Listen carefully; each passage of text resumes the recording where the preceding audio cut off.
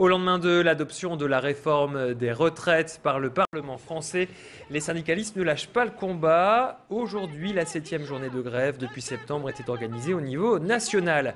À Lille, 4400 personnes selon les forces de l'ordre, 10 000 selon les syndicats ont pris le départ à 14h30 depuis la porte de Paris et ont défilé dans les rues. L'effet des vacances de la Toussaint se fait sentir avec une mobilisation fortement inférieure par rapport à la précédente.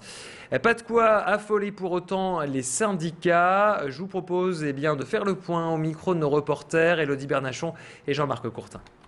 Même si les chiffres de la manifestation sont inférieurs aux manifestations précédentes, la mobilisation elle est bien là. On est dans une période de vacances, aussi bien pour les salariés que pour les étudiants, les lycéens.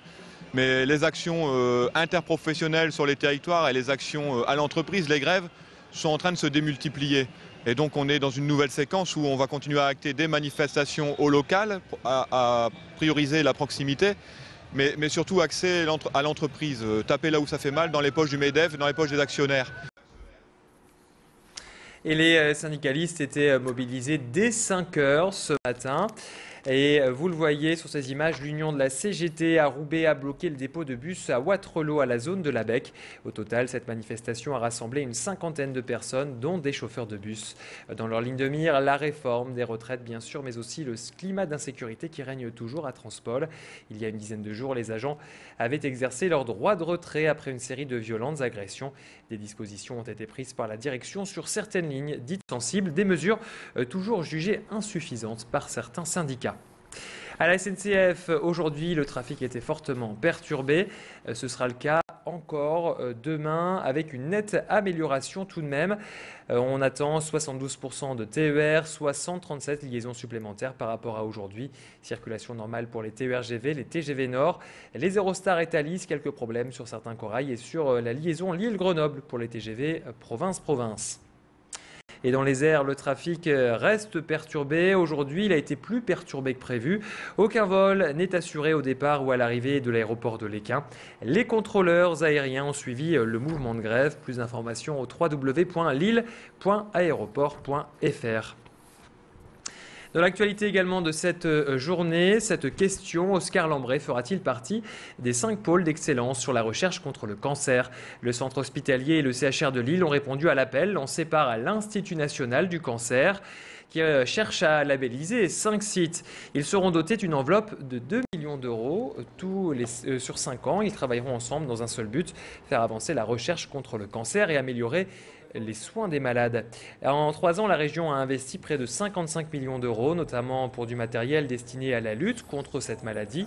Cet après-midi, une délégation comprenant le préfet a visité le centre de traitement par radiothérapie d'Oscar Lambret, une nouvelle technique utilisée pour améliorer la qualité de soins.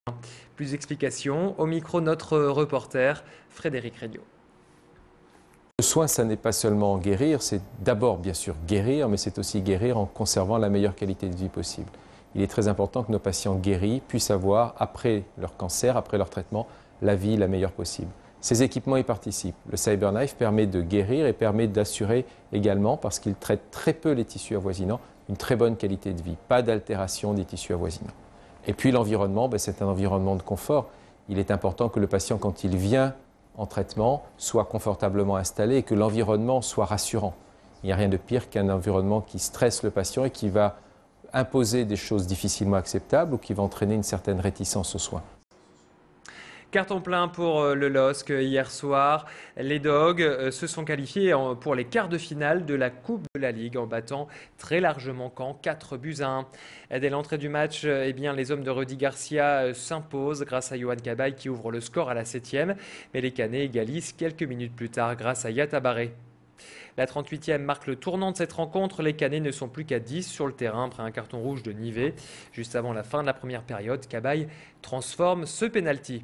En deuxième mi-temps, Gervinho et Eden Hazard mettent définitivement à l'abri le LOSC à la 53e et la 74e.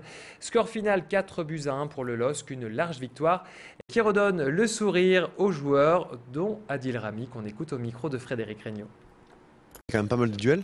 Je pense qu'on était proche des attaquants et on a su les prendre avant qu'ils se retournent. Des attaquants qui allaient vite en plus. Donc voilà, C'était pas une soirée tranquille non plus. Je pense pas, hein, sur un terrain grand en plus. C'est assez fatigant, ça pèse. C'est quand même frustrant de prendre un but, mais aujourd'hui on s'est dit que peu importe la manière, 1-0, 2-1, 3-2, voilà, c'était le plus important, c'était de gagner, de se qualifier. Et pour les quarts de finale, Lille se déplacera à Montpellier le 10 novembre prochain.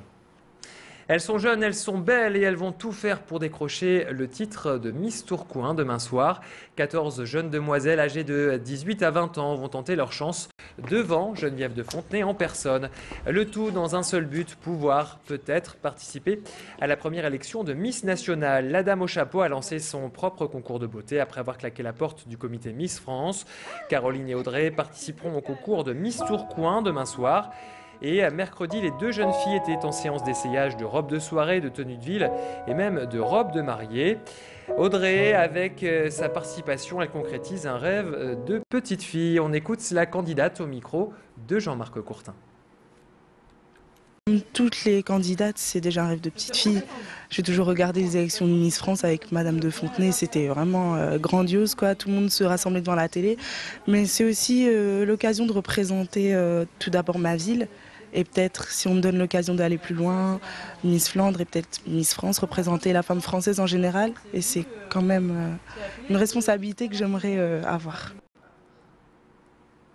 Voilà, et à noter que demain soir, la célèbre dame au chapeau sera notre invitée. Geneviève de Fontenay répondra à toutes nos questions en direct à partir de 18 h, un moment à ne pas rater. C'est la fin de cette édition. Tout de suite, la météo.